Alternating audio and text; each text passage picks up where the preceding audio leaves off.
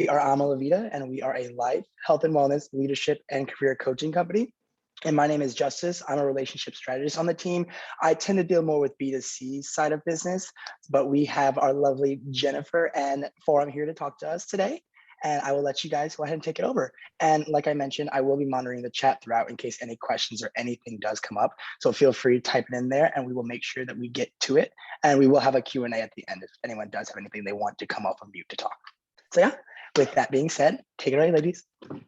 Thanks, Justice. Well, we're excited to have Justice here. He's just always a ray of sunshine and super helpful when you're asking lots of questions and we can't get to them. So happy to have him here. But we're excited to get started. So first of all, for those of you who have not attended an event with Ama La Vida before, welcome. This is a little bit different because today we're having a corporate facing discussion. So depending on your role and what you do, that may, look and feel a certain way for you. But the idea here is we're talking more toward corporations and groups and having larger impact. First of all, I want to check, can we still see my slides? Am I sharing the screen or do I need, okay, perfect. Yeah. Thank you. Great. Well, we're going to start to segue into some slides and some introductions, but before we get started, just kind of pause here for a moment. There is just a lot going on in the world, and let's be real, there's a lot that's been going on in the world for the last couple of years. We thought it might be fun to do this event where we can maybe even come off of mute a little bit and have some conversation together and talk about what you're experiencing within your organizations, what some of those struggles might be, what some of the challenges you anticipate in the future might be. We're really fortunate today to not only be having myself here, but Foram, who is our Chief Coaching Officer. And so she brings a whole new level of perspective from all of her experience, and really excited to have a sort of partnership in the conversation today. And we really hope that you'll be able to take advantage of that as we start talking about this idea of making great leaders. All right, so I'm going to go ahead and pop onto the next slide here. Okay, perfect. So Foram, I'm actually going to turn it over to you and ask you to kind of cue it up and introduce Ama La Vida formally and tell us a little bit about you and your background. Yeah, thank you so much for having me here, and thank you all for attending. So, 5 years ago, we started this company, Ama La Vida, with just one premise. This whole thing was brought on this idea of we need to disrupt this coaching industry. Myself and Nicole, who's my business partner, she and I are former consultants. We were really burnt out consultants for that matter. And one thing we started to realize, we both kind of stumbled upon this whole coaching concept. I received a coach because I was doing my master's, and Nicole received a coach because she was promoted. And that was one of her benefits from her work. And we just realized that coaching is this wild, wild west thing. In addition to that, it just seems so mystical. Like there's this smoke and mirrors, not really understanding if it works, if it doesn't work, and if it works, why is it so expensive, and how come people haven't heard of it?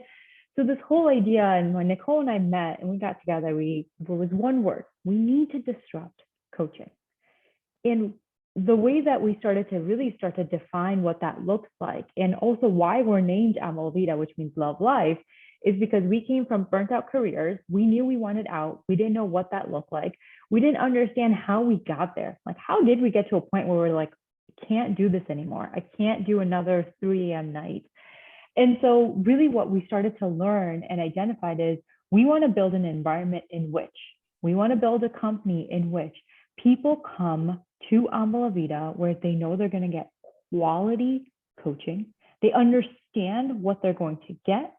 And the intent is you're going to be able to love your life. And what that really looks like is we don't want a onesie or twosie conversation with you or have one workshop. We really want to partner with organizations, because what loving your life means, that I feel like people are invested in me, that I feel like I'm being challenged, that I feel like my managers know how to support me, that I feel like I'm part of an environment where I know how I'm making an impact. Those are all of the components that really lead to loving your life. And that's how we really started, and why I'm excited to be here and share a little bit more about how we approach coaching in that lens of it has to be process driven, it has to be results driven. Those are a given. But more importantly, how do we make sure that we're having that transformative experience so that people truly understand that meaning of loving their life? Thank you, Foram. That was fabulous. So I'm not going to sit on this slide for too long. You've gotten a little introduction as to who Foram is. I myself coded the Director of Leadership Solutions as far as title, but really I'm a partner to all of our corporate clients. So just really making sure that there is a great partnership, there's a great relationship, that we're living forward and doing what all of us said we wanted to do. If the end goal was to do X, are we doing X? And what does that look like? And we'll talk a little bit more about that as we go through. But Foram and I are really kind of the face of this corporate team. And so we thought it'd be best for us to be the ones here talking with you today. All right, so as we kind of segue in, this is just a quick summary of what we will be talking about today. This is what was on the Eventbrite. You'll kind of, this might look familiar when you registered, but the idea really here is we're going to talk a lot about what leadership coaching is and leadership development in general and what the value of that is. We're going to share some examples of what it looks like for our clients and the clients that we work with. And we're going to talk a little bit about how that sort of translates into working with us. You'll see those things sort of meld and shape all together through the conversation. In addition to, we're going to ask a lot of questions of you, and we really hope to get some dialogue and engagement. We strongly encourage you to utilize the chat. And if you want to come off mute, that we invite you to do that as well. We're really hoping to just have a really good conversation today, because we want to know where everyone is, what you're sort of struggling with, what you think the challenges you may have in the future might look like, and what you need to do kind of to put some solutions forward to solving some of those challenges. So a lot of discussion really is where we're kind of going with today. Okay, so with that said, we're starting off with first question. So we'd love to get some dialogue going here. And like I said, if you're comfortable in the chat, you're welcome to type it in there. If you would like to come off mute, we'd love to hear from a few of you. You know, what is going on at your company right now? And how is it going to impact 2022? I mean, wow, it is October. Like, I can't believe that, but it is. We're here. It's October. We only have a few months of the year left. What's going on at your organization? We see a lot of things on the news right now. We see a lot of posts on LinkedIn. We have a feel maybe for what's going on out in the rest of the world. And we're going to share some of those details of what is going on in the world with you in a little bit. But we'd love to hear what's going on at each of your companies. Are you experiencing a lot of turnover? Is there confusion around what individuals should be doing? Are people happy? Are they not happy? Are you transitioning back into the office and experiencing struggles with that? What does that look like? All right, going through an acquisition. Oh goodness, yeah. Friday is my first official day under a new company. Funny enough, we hear that one more often than not. We have worked with quite a few people who have experienced that lately. Katie, that's I don't know if this is your first acquisition or not. I've been through 2 acquisitions from my consulting days, and there's that sense of loss and fear as well in terms of, what does this mean for my role? What about this culture? Is it going to be good? Is it going to be bad? Are there any shifts in leadership? Second acquisition. So I'm curious, what are some of the fears around the acquisition, if any?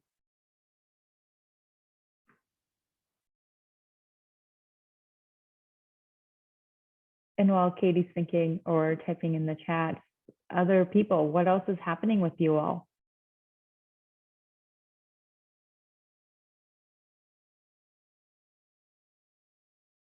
And I'll share a story here about a client of ours who's also, they just went through a really big acquisition.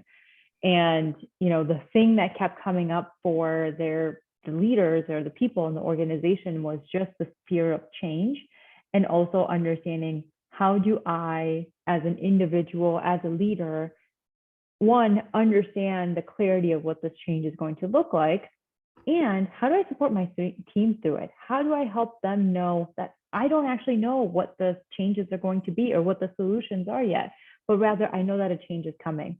So that was a little bit of a shift in terms of, one, helping level set in terms of like the transparency, and helping leaders support their team in knowing that it's going to be okay. We're going to get through this together. But how do you stay inspirational when you yourself are feeling like, I really don't know what's going to happen?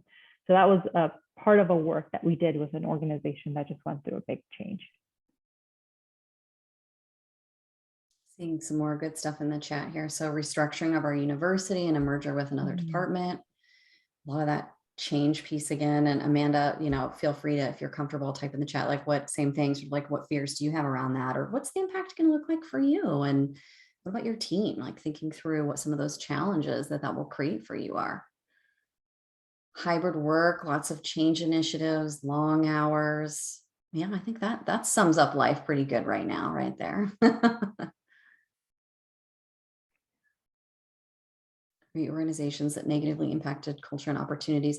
It's kind of fascinating how many of these reorgs, acquisition, under the sort of concept of change that we have going on right now.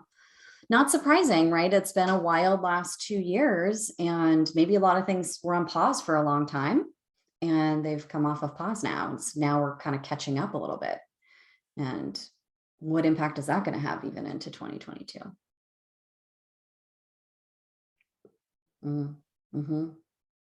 Disappointed there will be less flexibility and a reduction in benefits. Yeah. Really tough. Okay. Well, these are great shares. It's really interesting to see that we do have some consistency with some of the individuals. I mean, I'm not surprised, but at the same time, it's always kind of fun to see that. I'm going to go to the next slide. And when I do, I want to invite you to, as you're comfortable, continue to type things in the chat.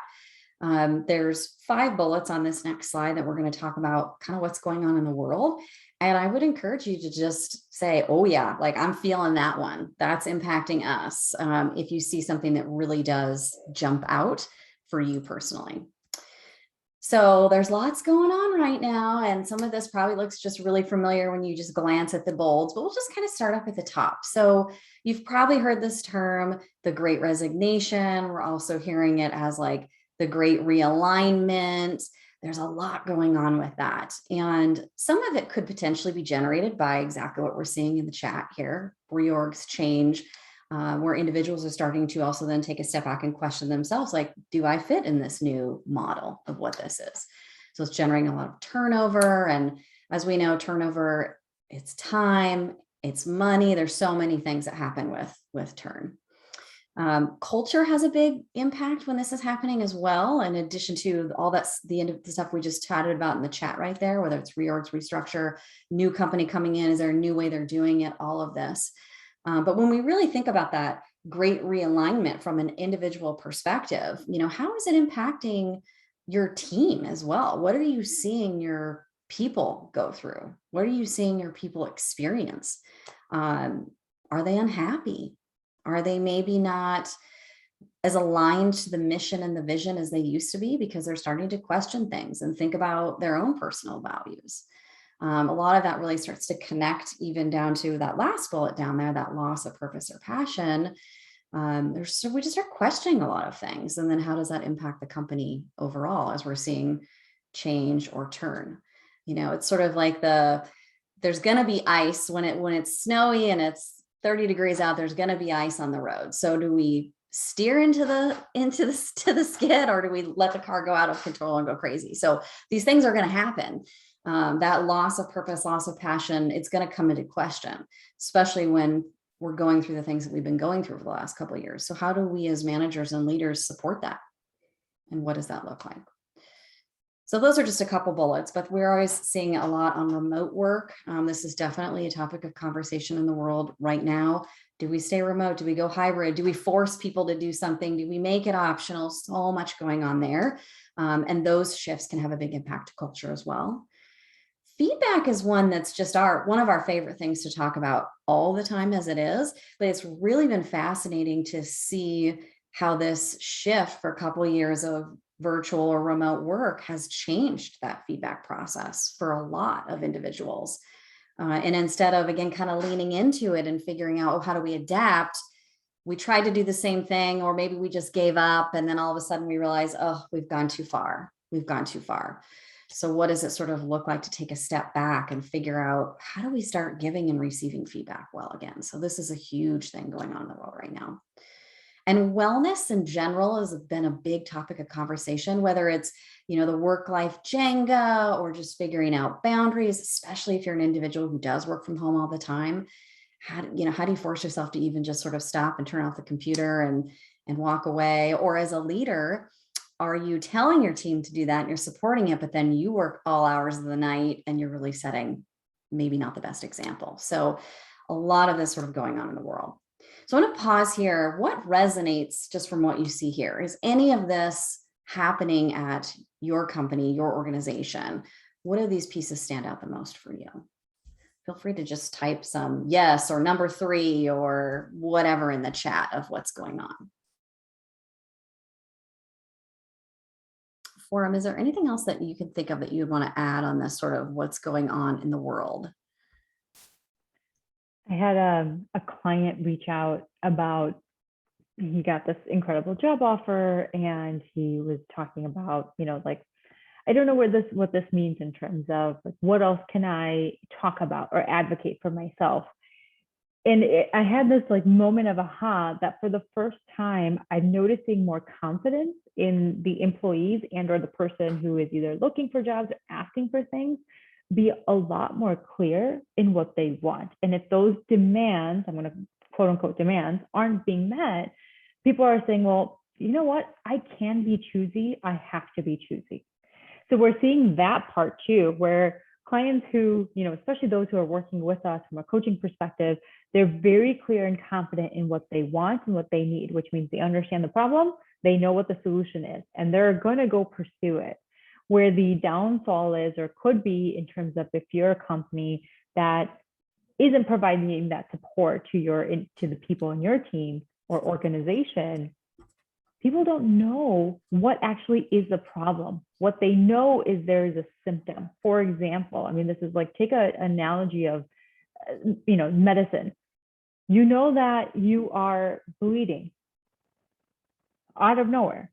You're like, okay, but I know I'm bleeding. But so you want to just try to treat that. But what is the diagnosis into what happened? That's the part that's missing. And so what happens in the workplace is if people don't know how to identify what exactly is happening, they make all these assumptions and then think, well, the usual assumption is it's because this isn't the right organization for me. But that's usually not the case.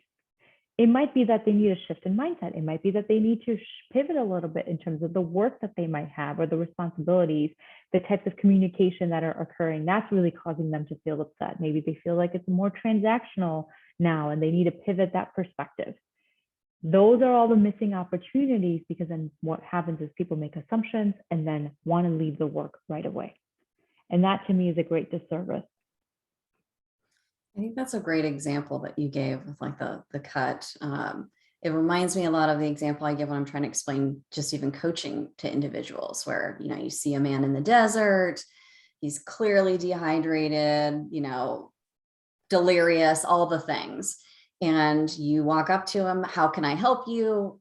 I need water. And, you're thinking, okay, yes, of course you feel like you need water, but what you need is a medevac helicopter, an IV, probably some antibiotics, like a whole slew of other things. So it's very easy for us sometimes to just, especially independently, treat what we feel is right in front of us instead of the bigger picture. Yeah, I love that example. So I'm seeing a lot of 4s, 5s, and some 1s, but a lot around that wellness gap, loss of purpose, passion. I'm very not surprised, because it's just absolutely what's coming up with our other clients and what we're seeing right now. So thanks for sharing all of that. I'm going to go ahead and segue us into the next slide here. And I have this kind of talking point here of just how do we address these challenges? And I actually would love to hear from some of you. What are some of the things that your organization is doing now to address some of the things we've talked about? And even if you keep it at a simpler level, not the fancy bullets, but turnover. What are you doing to address turnover? Wellness or boundaries or work-life balance. What are you doing to address those things? Remote work. What are you doing to address those things? And if he answers nothing, that's okay, but type something in the chat, let us know what your organization is doing. I think it's really helpful for us to have the perspective, as there's, a handful of us here on the phone. So what are others doing? Is that something that we could or should be doing? Or are we ahead or are we behind? Like, as you're kind of comparing a little bit, sometimes that can be a little bit helpful just to get a little bit of a feel or context with where you're at.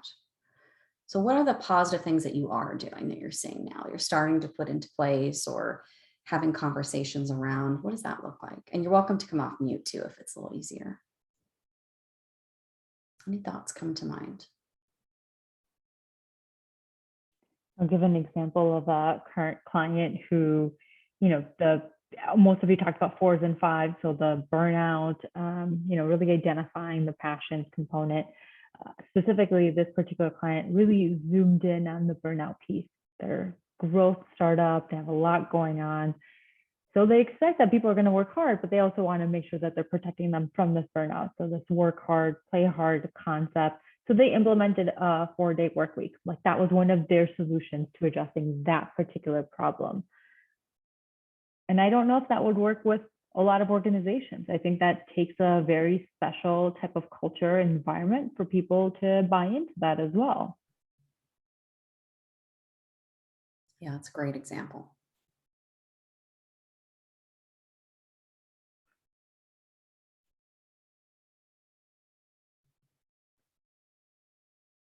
Yeah, this is great too. Being more intentional about catching up with other teams and other functions. When I'm in the office, more intentional how I spend my time.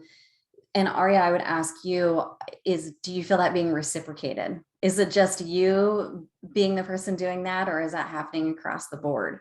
Sometimes that's a kind of a key component too.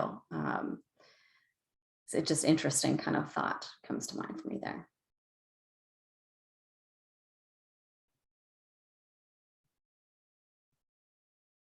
Okay, well, keep thinking about it. I know it's interesting as sometimes we put these words like Great Resignation and stuff in front of us, and then, I'm not sure if we're doing anything. It starts to call into question if you think, oh, maybe things are okay. Like we almost should have done a pre and post survey of how do you feel right now? And then at the end, how do you really feel right now? Because sometimes when the stuff comes in front of us, it's a little easier to start seeing maybe where the gaps are. So. Okay, so like Christine says, my company is just hiring new people, appointing them as leaders and leaving behind those employees who got them where they are. Oh yeah, this is tough. There's a lot of change going on, but not a lot of teamwork during that change. It's making our culture work worse. Yeah, that's tricky. Change is a tough one because it really can have some significant impacts to culture really quickly. And culture is a tough one to change fast. And I think what I hear from you, Christine, and I really appreciate the vulnerability, is the not feeling appreciated. It almost seems like you wrote, like leaving those behind who got them where they are, not feeling appreciated, not feeling respected, not feeling valued, and knowing that it's almost like this, well, so that means that I'm easily replaced. What does that mean for me? Which also points to the conversation or the point that Jen was referring to earlier, which is this idea of we're starting to pay so much attention to what we're feeling, which is sometimes tricky in the workplace because we don't tend to do that. But because it's this forced reflection period, we're able to name what is happening to me. Why is this happening? Is this even where I want to be? Somebody said like people are leaving after 10 years. That's usually a big shock for that, even for that individual who is leaving, because they gave 10 years of their commitment to this organization. So there is a sense of loyalty. And so that in itself just kind of shakes you in so many different ways. But people are being courageous, either addressing that head on. So, I kind of even see these two pathways of, in your situation, is it talking to people in your organization to talk about and understand more context? And or does that mean that maybe there's a different pathway for you where you do feel more respected and valued if truly they feel like the skill sets that you have aren't aligned with what the organization is looking for?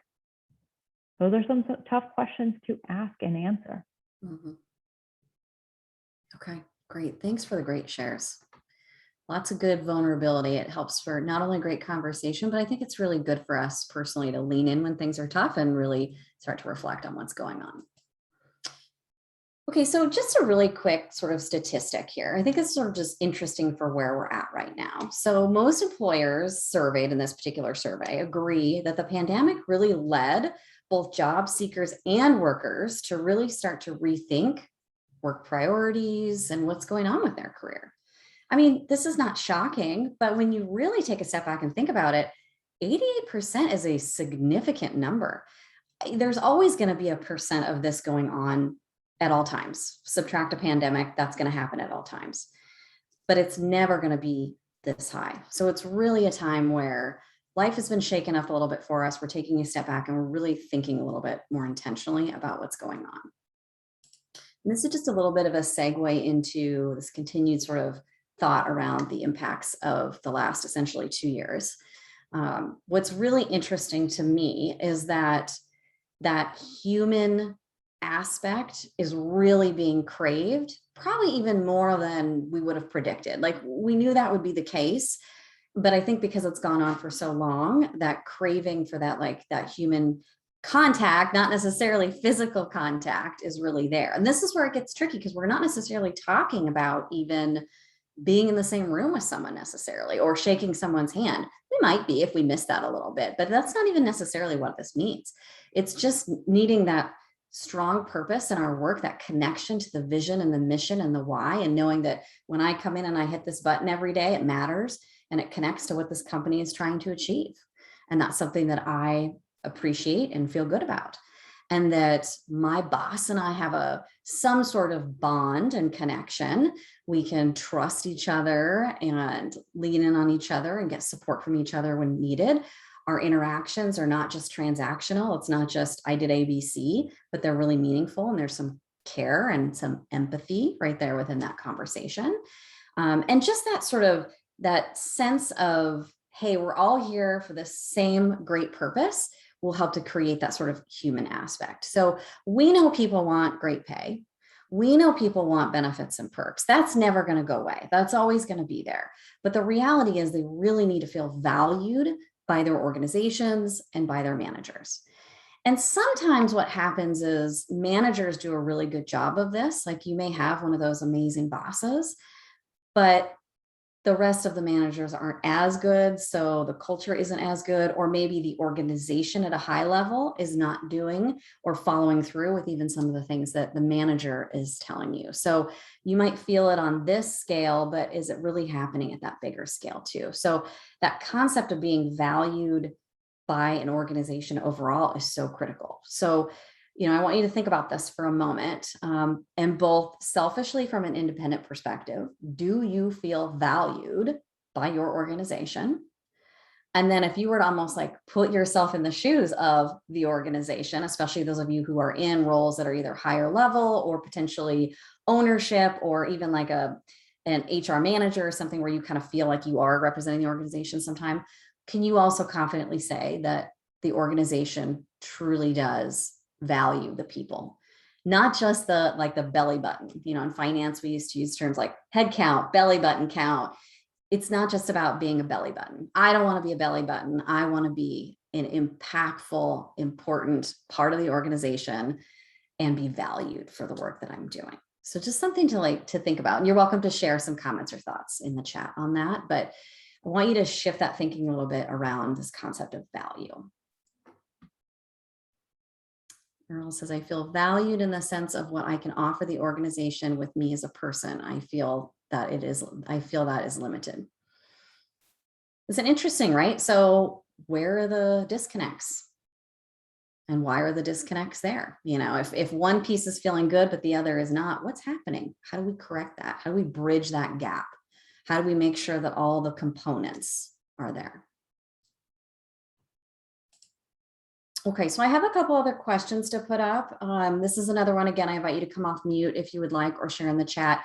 This is 2 questions, so I apologize for that. I try to put one usually, but what I wanted was you to think about almost like which one was more applicable to me and my organization. So sometimes we approach things with this thought of how we want our employees and our teams to feel on a daily basis. We might be an organization where feeling is really important: joy, passion, excitement, motivation, accountable, these types of sort of like really strong things that resonate with how we want them to feel. On the contrary, if things aren't going great, you might just be thinking, I just need people to show up. I just need people to do the job they're supposed to be doing. I just need people to not complain. Like, it might be a little bit more around what is it I really, really need people to do right now in order to feel like things can move forward and they're just not doing it. And this is sometimes where the gap comes in, especially with like virtual work, where we see this a lot with the remote work. Well, I just feel like I don't know if they're getting work done, or I feel like this is going on. Well, there's a gap there. They're probably most likely doing work, right? You may have some odd outliers in there, but they're probably doing a really great job. Are we not communicating as well as we should be? Like, how are we missing the connection there on what they really need to be doing versus what they are doing? So a couple different sort of options there based off of sort of what's going on for your organization or the culture that you have. So Jill says communicate. So I think this is a really good one. This is probably, I mean, one of the number one things that we talk about with most of our clients is under the concept of communication and trying to provide some frameworks and tools that can be consistently used across organizations to try to communicate better.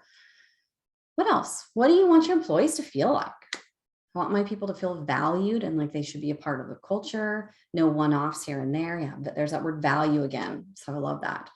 And Earl, I would ask too, do they? And you may not know, like maybe what percentage of people, if you had to estimate, feel valued right now?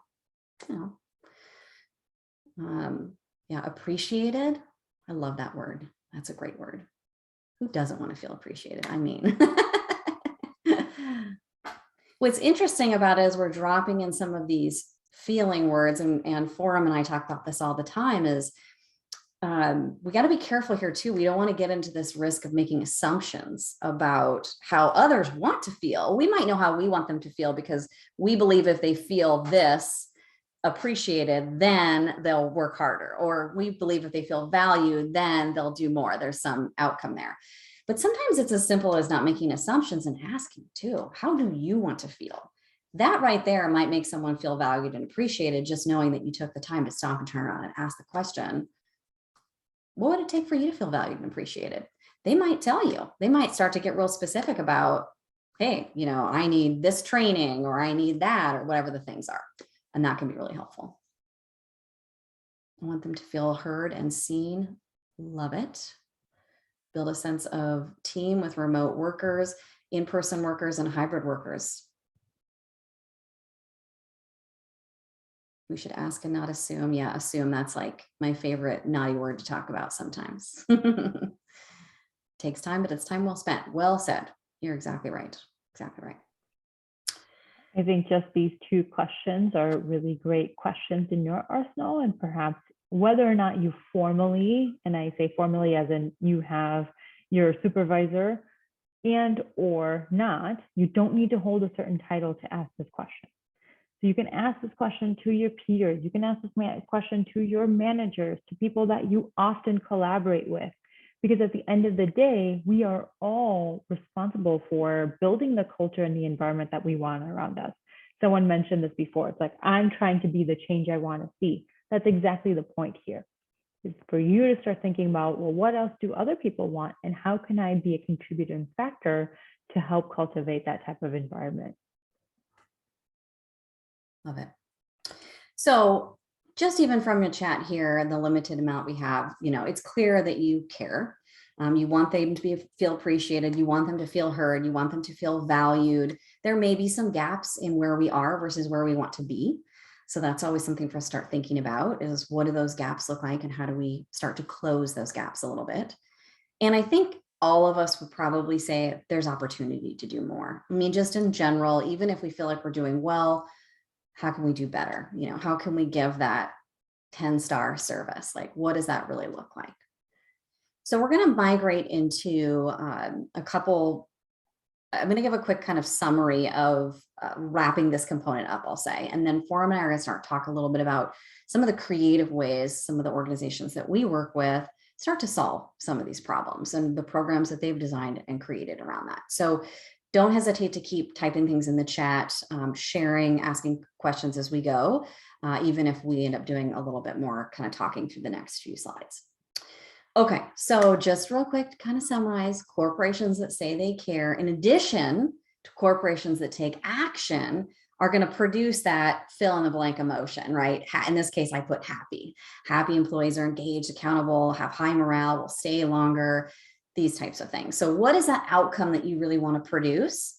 And what does it look like to take action and not just say we care, but to actually do something around it. So to segue into basically what is exactly that. So the corporations that we work with who say they care, and then in addition, take some sort of action.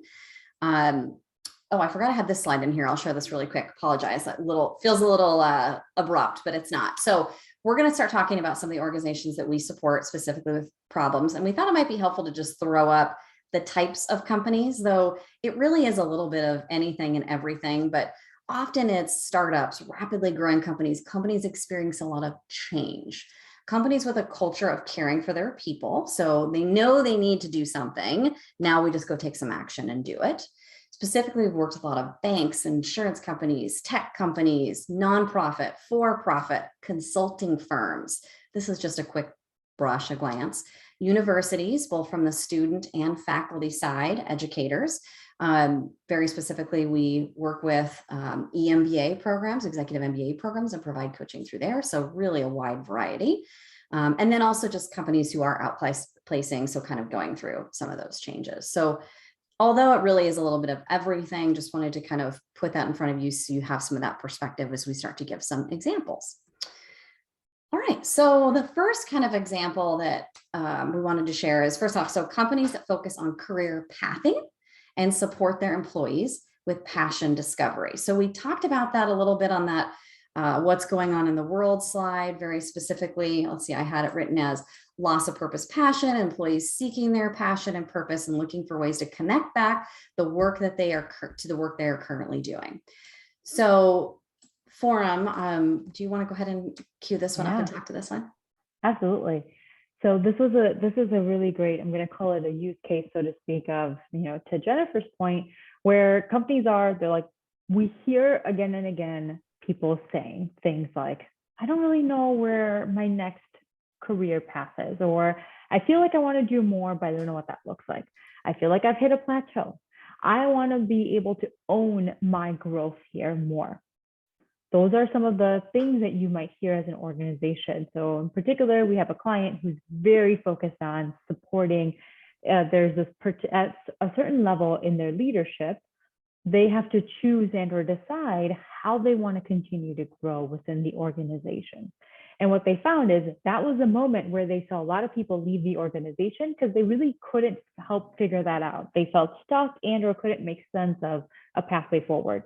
So we were engaged and are engaged with this particular organization to help these leaders identify truly, what am I passionate about? What are the strengths that I want to lead with? What do I value? How do I want to make an impact? Knowing these things, now let me figure out, what am I doing right now? What do I want to do more of? What do I want to do less of? What are the opportunities that are available, not just within my function, but rather within my organization? And then how do I get there? That's the pathway that we're using to support these individuals. And what we're finding is a few things. One, it validates for them that the path that they're in or what they've been thinking is the right one. So that now they're a lot more confident, and they put that little thought aside now that may have said, well, is this right? Is this not? They really have that validation. Another thing we're finding is they're finding that they want a completely different pivot, and the organization they're so supportive in what that looks like. So for example, a particular client, it's a consulting firm, they realize that I don't want to be client facing. In fact, I actually want to help build and teach, coach, mentor those who are client facing, because I've done enough of that. I want them to be better. So she took this internal role to support the external facing coaches. And that was a great fit for the organization and for those who get to work with her, because she's truly the subject matter in what she's doing. So really what we're finding is people are there. This is somebody saying, we want to help our leaders understand how they want to grow here. And in fact, the scary question is, if they don't want to grow here, do they want to leave? And the answer is, by you getting in front of it, as an organization, if you just allow that possibility, these individuals who might be exiting or transitioning out of the organization, they're going to be forever grateful to you. You never know when you're going to see them again. You never know who they know or are working with. They could be your next future clients.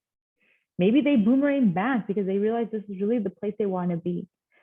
So what you're doing is you're giving them this gift that they're going to be carrying with them. So I think that's sometimes a fear that people have is, well, if we do all of this, what if they realize our company is not it? And the answer is you want them to understand quickly. Exactly, Earl. Yeah, so I really love this engagement that Forum is talking about. And logistically, just so that you have an understanding of what it looks like on our end, it's a combination of our e-coaching modules, this process that we use. You kind of think of them as like trainings for like a simplistic thought, but it's this online platform where you follow through, in this case, passions, gifts, values, and purpose, and get really clear about how you feel. And then it's supplemented with really great one-on-one coaching with our coaches and our team to talk about what are you learning and what does this mean for you? And also some support to the manager to say, how can you have a conversation with your manager about everything that you are learning and what that means for you? Love this program. This one is especially fun. Okay, we're gonna go to the next one. Okay, so the next one, companies that put attention on retaining their hypo talent. This is probably one of our favorite ones, just because it's sort of stemmed into what is now one of our most popular programs that we really love working with. So Forum, do you want to talk about this one in the Leadership Accelerator a little bit? This is Jen's probably favorite program is maybe the Illuminate Your Purpose that she just mentioned. The Accelerator is my favorite program. So this one is, we talk about, so this one kind of fits into where people are now starting to go in their own pathways, meaning, you know, people are working in their own silos a little bit more now because there's no water cooler conversation happening. You're not just walking to someone's desk and you're like, hey, how's it going with this X project? That all is starting to that's missing right now, just with the environment that we're in. And so what this program is, it's kind of a twofold. One, it's a way to build a cohort together. It's an experience that a group of people go through together. So you build that camaraderie, and they go through this experience in which there's different types of learning styles. And so, for example, this particular company, what they wanted is they want to build an incredible program for their top leaders. So these are the leaders who are going to, it's kind of like succession planning. They're going to be the next leader of leaders. And so they wanted to build this program where they can go through an experience together, know that they have the skills that they need to get to that next level. And they also wanted to make sure that it was something that they had the individual support, but also that they were building this peer connection, this camaraderie. So what this looked like is it's a year-long program where we do these, it's a model of they do workshops, then they do group coaching, then they do one-on-one coaching. So the workshop is a way to help everyone speak the same language. The group coaching is now we're getting smaller, where they're starting to build even stronger connections, and they take what they've learned in the group workshop and starting to think about, well, what does that mean for me? What does that mean in terms of how we're using it? What are the best practices? Then it goes into one-on-one coaching, because what's happening in your situation, what's happening in Jen's environment is very different than what's happening in Earl's environment. So we want to make sure we're tailoring that to you. What are your blind spots? What are your strengths that we want to lean into? And that whole combination is each workshop, group coaching, one-on-one coaching has a theme. So for example, maybe the first theme is all about communication. And so we have a workshop on communication, then we do group coaching on communication, then one-on-one coaching on communication. Then it could be on feedback, then it could be on boundaries. So really going through this very intentional experience that's aligned with the organization, and you feel like you're in something together, like a program that's designed just for you. What a great way to really, one, motivate your talent. Number two, really demonstrate that whether you're invested in them, that they are truly the next leaders. One of our companies that is using this, what they found is while they were going through this program, this one-year accelerator, 30% of them, before the program was even done, got promoted. Like they just started to see all this great success and track record. And that's one of the things that we noticed, in addition to people just starting to be more loyal. People stay with organizations because it's not just about the work. It's because they feel like they belong. It's because they feel like they've been invested in. How I started this whole conversation, that's how Ama La Vida came out to be. It's like, you should love your life. And that doesn't mean just that everything, it's just you singularly focused, but it's everything else around you. Yeah, great example. And There's a couple other teams specifically that come to mind for me with the Leadership Accelerator, where they're putting their leadership teams through it. So here we were talking about hypo, and Foram gave this great hypo example, but it's been kind of fun to see some leadership teams go through the program as well, because the idea there is that hopefully they will then cascade those learnings, that, you know, new culture awareness, sort of whatever comes out of it for them individually, they'll be able to cascade it down to their teams, but also just collaborate and work better together as a leadership team. So it's definitely kind of fun to see how different teams will mold and shape it to what it is that they need to get and what that outcome looks like for them of what they want to achieve. Okay, I think we have one more example. Okay, so the next one, leadership teams that need support identifying and implementing their vision and mission. So it's just another very unique one. So Foram, you want to tell us about this one too? So this one's a really fun one in that, you know, so my background is in change management. And in addition to that, one of the kind of foundational principles of change is urgency and vision. Right now, with a lot of changes that are happening, employees, leaders, they all need to be able to say, like, I know exactly where we're headed, even through all this change, even through all this disruption, I know exactly what we're headed and why we're doing what we're doing. That gets lost oftentimes when you're kind of just in your day-to-day. And so some of the engagements that we've done here is using the executive team, we do a facilitation, somewhat of like an offsite, where we really help them regroup on, well, what is truly your purpose as an organization? Where are you headed? Like, what's your long-term vision, your 10-year vision? Now let's reverse engineer into all of the work that you need to do 5 years from then. How about a year from now? How about 3 months from now? Is what you're doing right now, all the resources that you're using, aligned with where you want to go? And what's been interesting, and in particular, I was doing this offsite with an organization here in Chicago, in fact, and as we were going through it, we really focused on this vision, like what is the vision that we want 10 years from now? And what we identified is people weren't even aligned with the mission of the organization. Like they felt that some people didn't even know, and this is the executive team, and others were like, I feel like it's shifted a little. So we really that was such a great find, because we spent then more of our time figuring out, well, who do we want to be? Why do we exist as an organization? And then did the vision, because the vision is a micro moment in your purpose. Love it. Great. Awesome share.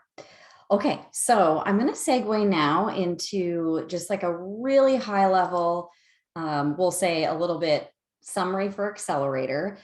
I've got a nice little quote on here, but Foram kind of mentioned the 30% of participants got promoted in that one program. We've had 100% participation from anyone who's gone through the Accelerator. They show up, they love it, they enjoy it. The experience is fabulous. And then participants in particular scored themselves independently a 5, meaning they were very committed to the program, which is again, why they showed up. And the overall program satisfaction being a 4.6 out of 5. So this is one that we just continue to see more and more and more impacts, and frankly, potential for, because like Foram mentioned, it's so easy to adapt and, you know, construct it to whatever the team is needing: communication, feedback, wellness, whatever it is that's needed.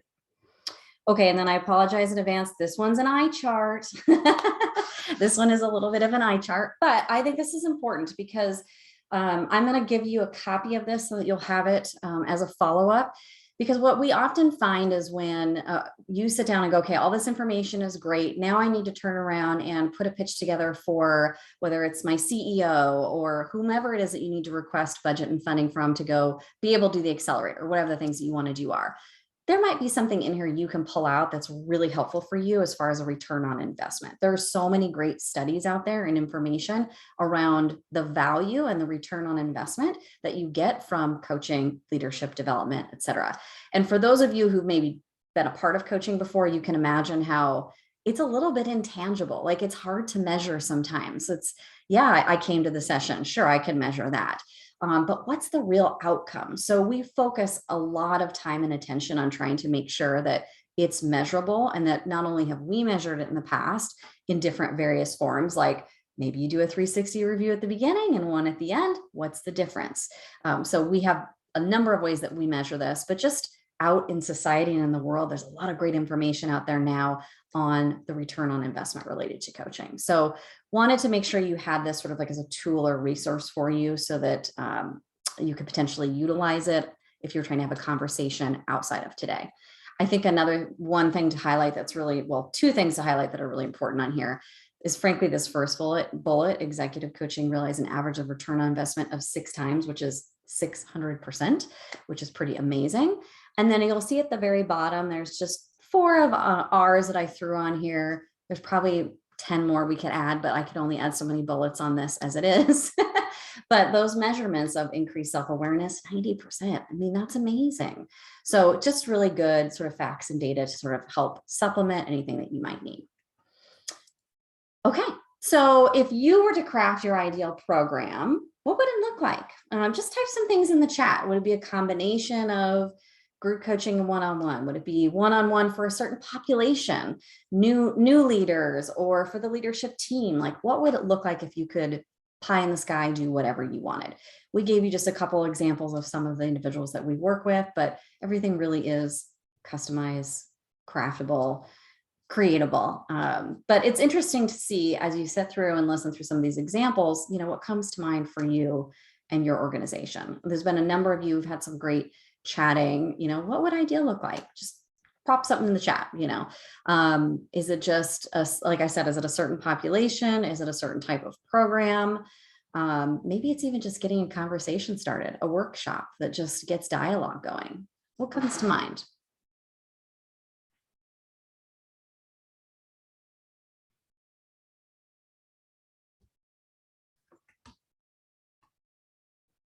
Katie, I know you mentioned specifically, it's hard when I can see the tools my teams needs, but the company isn't willing to put funds towards implementing them.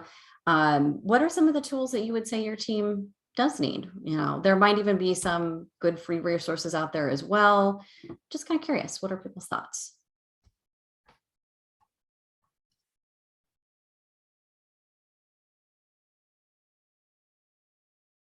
Might just give everyone a minute to think about that as we segue in. We'll go wrap up here and get on some of the last slides so that we can open it up for Q&A, continuation of this, what would it look like to craft your ideal program?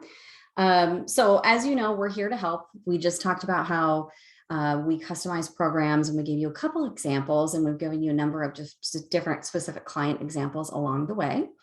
Very specifically, we want to open it up now for questions, but I want to let you know that it's a really simple step to getting more information. You don't need to go fill out some crazy form. You don't need to really do anything. What you get to do is schedule some time with Foram.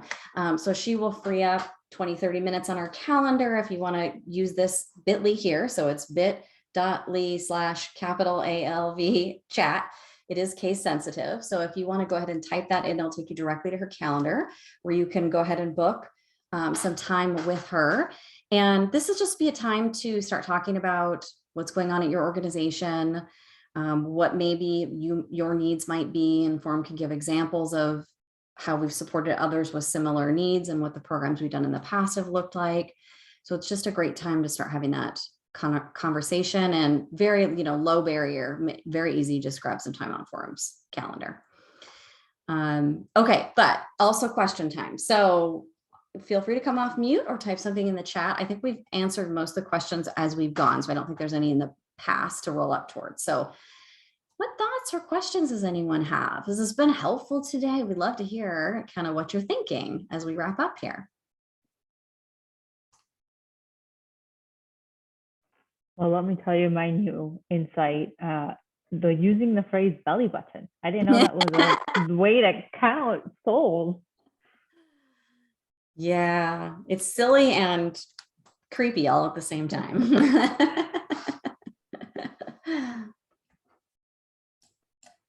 Has this been helpful today? Has anyone had any new insights that they may walk away with, or new perspectives? Thank you, Kristen. Yeah, Katie, it sounds like you've got some adventure on your hands.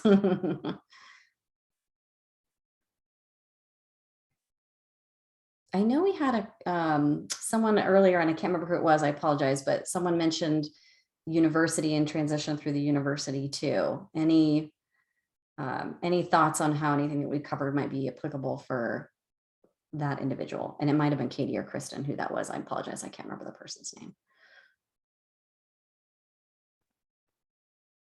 We got a couple more minutes. This is a great time. Ask any questions that you may have. You don't get Forum very often. So any other last thoughts? And you're welcome to come off mute if you would like. I know it's been fun. Kind of like when Forum and I were preparing for this and thinking, oh, what would we want to talk about? It was just sort of fun to reflect on some of the clients that we've really enjoyed working with and some of the fun programs that we've been able to build, create, and run. Thank you, Earl. Yeah. So that's really spot on with the strength and harmony. Mm-hmm. Yeah, Katie, I think that's an interesting perspective. It'd be cool to offer training to everyone, see who's interested, and then identify some people who might not have otherwise considered it. I think sometimes we just don't get a lot of options. So being able to give the gift of this to individuals, oh yeah, I want that. That sounds great. But sometimes they don't even know what's available. So it goes back to that assumptions and asking questions thing. So hopefully, even just as you go back and review some of these slides, some of those questions we have in there, you can reflect on them a little bit more for yourself, or sit down with your leaders, your HR team, your learning, training, and development team, and see if there are any other kind of thoughts that come to mind. We will be here. You can email myself or Forum directly. Both of our email addresses are our first name at alvcoaching.com. We'd love to hear from you, even if just a thought pops into your mind later. We will send out a recap email, a summary of this, so that you can, oh, thank you, Forum, a summary of this so that you can kind of review some of the resources and the content. You can also just reply to that email if you have questions there. Again, encourage you to grab some time with Forum and just, like I said, low barrier, just a casual conversation, what's going on in your organization and what may be helpful for you. I think that's it. How we did it. An hour went by again. There we go. This Wednesday is continuing to fly by. Well, thank you, everyone. It's been a pleasure. Please do not hesitate to schedule time with Forum or email us directly. I know sometimes some of this has to sink in a little bit. Or the other thing I want to just put out there real quick too is if maybe you attended this and you feel like maybe I wasn't the right person, but Sally is, you're welcome to put us in contact with Sally or whomever that right person is. That would be great as well. Okay, wonderful. Well, thank you everyone for your time, and it's been a pleasure chatting with you today. Thank you all for attending. It was a pleasure. Have a great Wednesday, everybody.